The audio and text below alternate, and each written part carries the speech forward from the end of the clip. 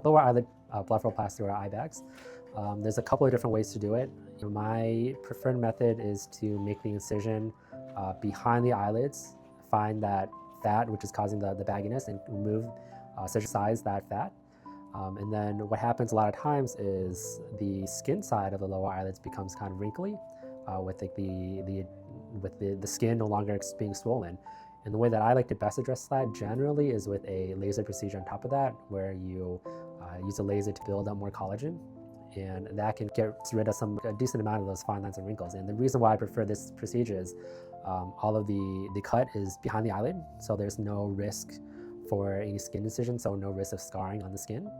And the laser procedure can be tailored per patient, and the laser has a much less risk of scarring than an incision on the skin.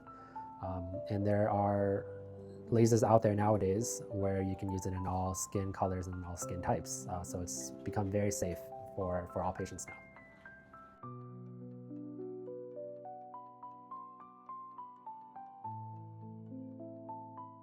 So the dark coloration of the eyelids is actually something that's very difficult to treat.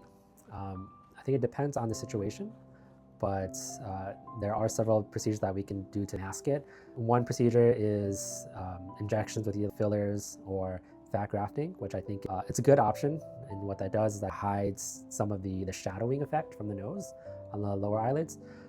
And that can also kind of bulk up the skin, so you can hide that discoloration a little bit better. Another option that I also prefer, or that I think works well, is a skin laser, where you're using the laser to build up more collagen. Sometimes it takes several treatments with the laser, but the risk profile for these skin lasers are very safe now. So you can do multiple treatments with the laser to add more collagen to the lower eyelid skin, to hide those dark circles.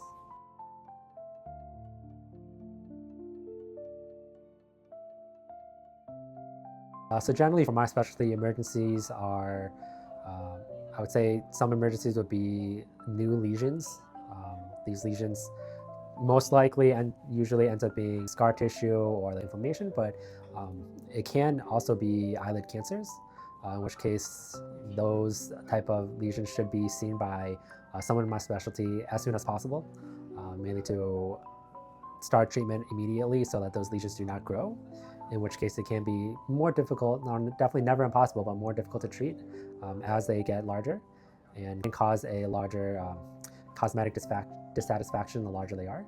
But in addition to lesions, other things that would be concerning are any sort of conditions where you're not able to fully close your eyes. So especially when you're sleeping, your eyes are not fully closed, so essentially it's your eyes are very prone to dryness.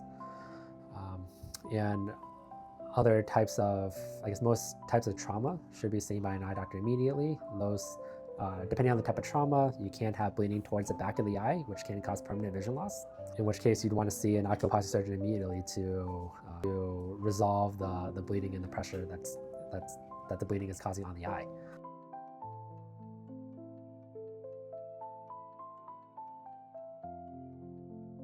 When you're choosing your surgeon, some things that I would recommend you asking are some pre and post-op photos.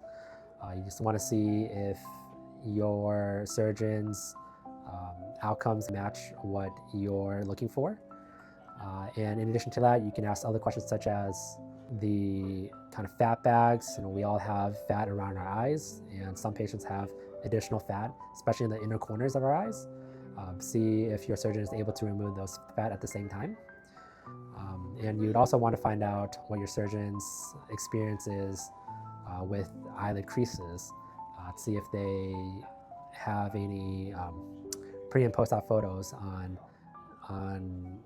matching the eyelid creases. Either if you have asymmetric creases or if you don't have a crease at all, see if they're able to match those creases as best as possible.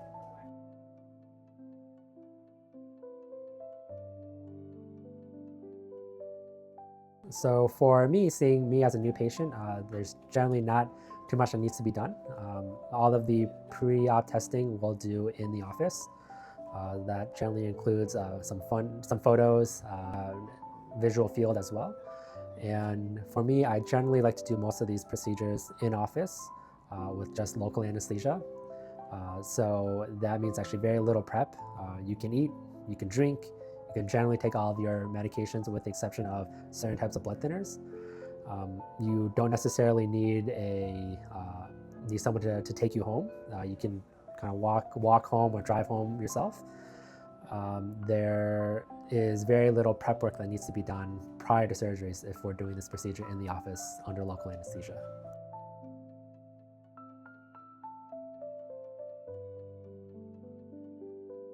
So for general eyelid and skin health, the current recommendations are, so the two recommendations are SPF and retinol.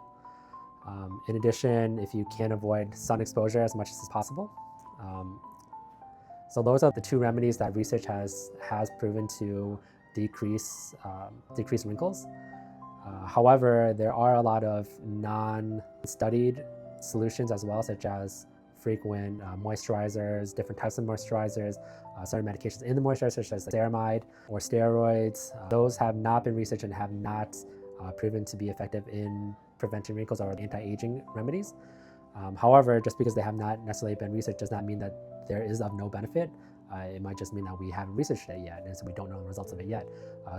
My recommendation is generally avoid sun, SPF every morning, use retinol creams, and I would say daily or nightly moisturizers are all likely to help prevent wrinkles or have anti-aging effects.